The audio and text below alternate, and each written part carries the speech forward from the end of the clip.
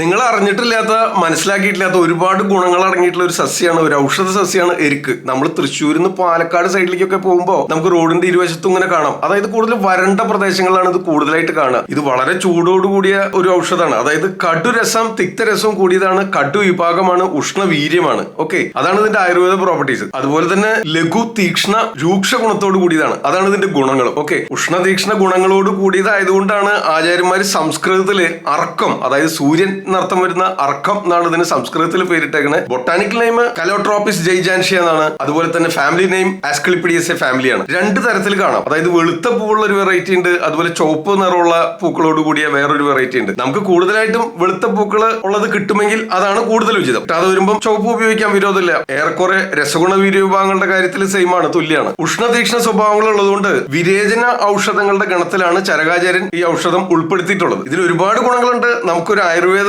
ശാസ്ത്രത്തോട് സ്നേഹവും അടുപ്പമൊക്കെ ഉള്ളവര് നിത്യജീവിതത്തിലെ ഒരു ഹോം റെമഡി പോലെ പല പല കണ്ടീഷൻസിൽ ഉപയോഗിക്കാവുന്നതാണ്. മുൻപ് ചെയ്തിട്ടുള്ള പല വീഡിയോകളിലും അർക്കം അല്ലെങ്കിൽ എരിക്കിനെ പറ്റി പ്രതിപാദിച്ചിട്ടുണ്ട്. നമുക്ക് വാദസംബന്ധമായ വേദനകള്, ആമവാദത്തോടനുബന്ധിച്ചുണ്ടാകുന്ന വേദനകള്, ഇതിനൊക്കെ ഇത് ഉപയോഗിക്കാം. ഇനിയും ഒട്ടനവധി ഉപയോഗങ്ങളുണ്ട്, ഒന്നൊന്നായിട്ട് പറഞ്ഞു തരാം കേട്ടോ. ഏറ്റവും പ്രധാനമായിട്ട് ഇപ്പോ കാൽമുട്ടിലോ അല്ലെങ്കിൽ കണ്ണിയിൽ വേദന, ഉപ്പൂറ്റിയിൽ വേദന, പാദത്തിന്റെ അടിയിൽ പ്ലാന്റാരിസ് ഫേഷ്യേറ്റീസ് എന്ന് പറയുന്ന വേദന, ഇനി ഡയബറ്റിക് ന്യൂറോപ്പതി കൊണ്ട് കാലുകൾക്കൊക്കെ തരിപ്പ്, മരപ്പ് അനുഭവപ്പെടുക, ടെന്നീസ് എൽബോ എന്ന് പറയുന്ന കണ്ടീഷനിൽ കൈന്റെ മുട്ടിലൊക്കെ വേദന ഉണ്ടാവും, ഈ വേദന, അതല്ലെങ്കിൽ റൈറ്റേഴ്സ് ക്രാമ്പ് എന്ന് വിളിക്കുന്ന തള്ളവിരലിനോടനുബന്ധിച്ചുണ്ടാകുന്ന വേദന, ഇത്തരം അവസ്ഥയിലൊക്കെ ഇത് ഉപയോഗിക്കാം. ഓക്കെ, അതെങ്ങനെയാണെന്നറിയോ? വളരെ സിമ്പിൾ ആണ്. ഈ എരിക്കിന്റെ ഇലയുണ്ടല്ലോ, കൈപ്പത്തിയുടെ ആകൃതിയിലുള്ള ഒരു ഇലയാണ്. അതിലിങ്ങനെ വെളുത്തൊരു പൊടി പോലെ ഉണ്ടാവും. ആ ഇല അങ്ങ് പൊട്ടിക്കുമ്പോൾ അതിനൊരു കറ വരും. അത് ഭയങ്കര ഉഷ്ണതീക്ഷ്ണ സ്വഭാവത്തോട് കൂടിയതാണ്. അതുകൊണ്ട് തന്നെ അത് കയ്യിലും വായ്ക്കകത്തൊന്നും ആകാതെ സൂക്ഷിക്കണം. ഓക്കെ, ആ ഇല പറിച്ചെടുത്തിട്ട് അതിലേക്ക് അല്പം ക്ഷീരവല 101 ഇങ്ങനെ പരട്ടിയിടുക. എന്നിട്ട് ഗ്യാസ് ഫ്ലെയിമിലോ കനലിലോ കാണിച്ചൊന്ന് ചൂട് പിടിപ്പിക്കണം. എന്നിട്ട് ഈ വേദനകള് അല്ലെങ്കിൽ തരിപ്പ് ഉള്ള പ്രദേശങ്ങളിൽ വെച്ച് കെട്ടിവെക്കാം. അതായത് ഇപ്പോ ടെന്നീസ് എൽബോ ആണെങ്കിൽ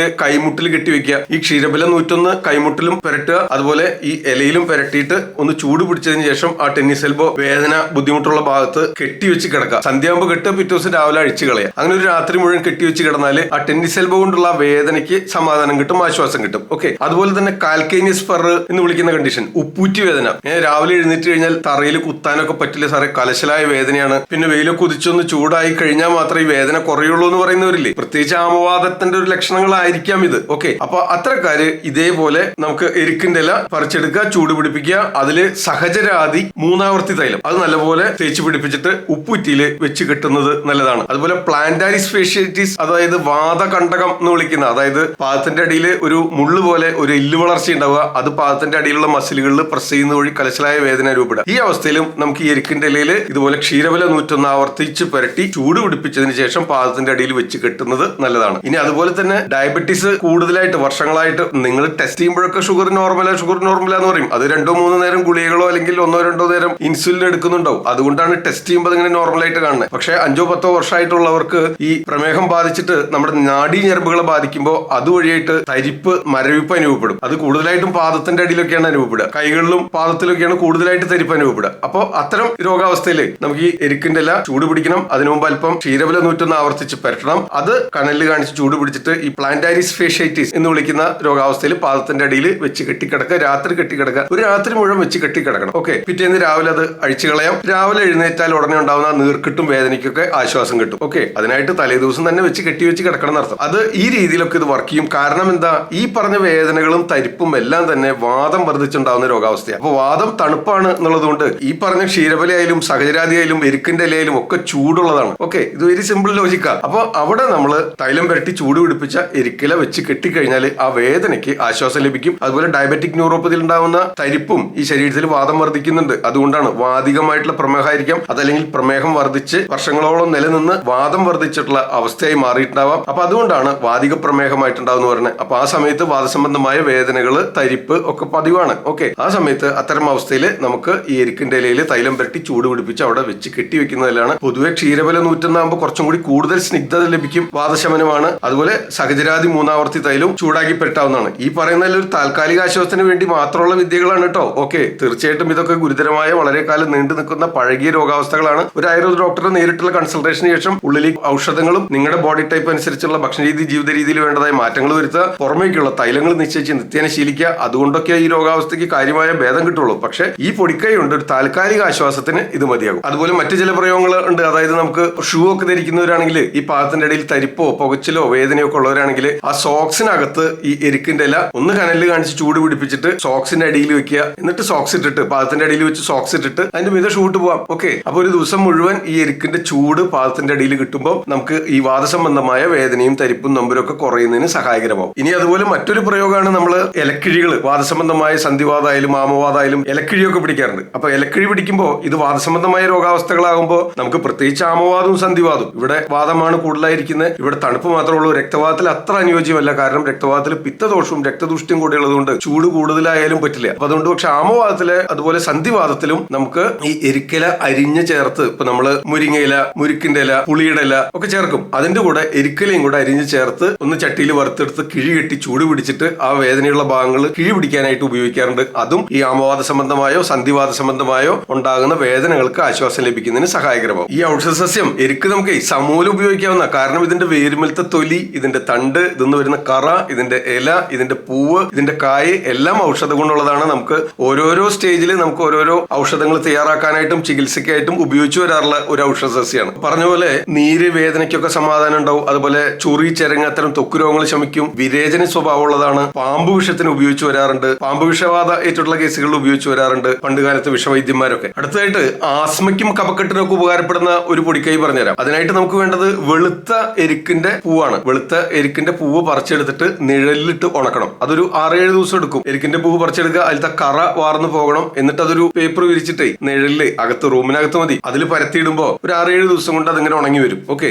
അതിന് തുല്യ തൂക്കം കുരുമുളകിന്റെ പൊടി വേണം. ഇത് രണ്ടും കൂടി വെറ്റില നീരും ചേർത്തരയ്ക്കണം. അതിലേക്ക് അല്പം ഇന്ദുപ്പും കൂടെ ചേർക്കാം. ഇങ്ങനെ നന്നായി അരച്ചെടുത്തിട്ട് ഒരു ലേഹ്യം പോലെ ആക്കിയിട്ട്, ഒരു പേസ്റ്റ് പോലെ ആക്കിയിട്ട് അതിങ്ങനെ ഓരോ തോണ്ട് വിധം നാക്കിൽ പരട്ടി അലിയിച്ചേർക്കുക. ദിവസം പലവട്ടമായിട്ട് ചെയ്യുക. ഇത് ആസ്മയും കഫക്കെട്ടും അതുപോലെ ചുമ, ജലദോഷം, നെഞ്ചിനെ ആശ്രയിച്ച് ശിരസിനെ ആശ്രയിച്ചൊക്കെ കഫക്കെട്ട് കൂടിയിട്ടുള്ള ബുദ്ധിമുട്ടുകൾ, അതിപ്പോ കോവിഡ് വന്ന് മാറിയതിനു ശേഷമായാലും ആസ്മയുടെ ബുദ്ധിമുട്ടായാലും സ്ഥിരമായിട്ട് ചുമയും കഫക്കെട്ടും ഉള്ളവർക്കും ഒക്കെ ഉപകാരപ്പെടും. ഓക്കെ, അപ്പോ ഇതിങ്ങനെ ചാലിച്ച് തയ്യാറാക്കി വെക്കുക. ഓരോ തോണ്ട് വീതം എടുക്കുക, നാക്കിൽ പരട്ടി അലിയിച്ചിറക്കണം. ദിവസം പലവട്ടമായിട്ട് 5-6 പ്രാവശ്യമായിട്ട് കഴിക്കണം. ഓക്കെ, ഒറ്റയടിക്ക് കൂടുതൽ അളവിൽ കഴിക്കില്ല വേണ്ടതെന്നർത്ഥം. ഇത് ഈ പറഞ്ഞ രോഗാവസ്ഥകൾക്കൊക്കെ ആശ്വാസം ലഭിക്കുന്നതിന് സഹായിക്കും. ഇനി മറ്റൊരു പ്രയോഗം, അതായത് എക്സിമ എന്ന് വിളിക്കില്ലേ, ഇങ്ങനെ കാലുകളിലും മുട്ടിന് പുറകിലും ഉപ്പൂറ്റിയിലും വിരലുകൾക്കിടയിലും പാദത്തിന്റെയും വിരലുകളുടെ ഒക്കെ ഇടയിൽ ഇങ്ങനെ പുഴുക്കടി ഉണ്ടാവുക, വളങ്കടി ഉണ്ടാവുക, അതുപോലെ ഇങ്ങനെ ചൊറിഞ്ഞ് പൊട്ടി ഒലിച്ചാൽ ഇങ്ങനെ നീർവാർച്ച ഉണ്ടാവും, ഒന്നെങ്കിൽ രക്തം വരും, എന്നിട്ട് പിന്നെ ഉണങ്ങും, വീണ്ടും ചൊറിച്ചിലുണ്ടാവും, നിങ്ങൾ ചൊറിയും, വീണ്ടും പൊട്ടി ഒലിക്കും. ഇങ്ങനത്തെ അവസ്ഥയില്ലേ, വിചർച്ചിക എന്നാണ് ഇതിന് ആയുർവേദത്തിൽ വിളിക്കുക. ഈ രോഗാവസ്ഥയിൽ എരിക്ക് ചേർത്ത് തയ്യാറാക്കാവുന്ന ഒരു ഔഷധം പറഞ്ഞുതരാം. ഇതിന് വേണ്ടത് എരിക്കിന്റെ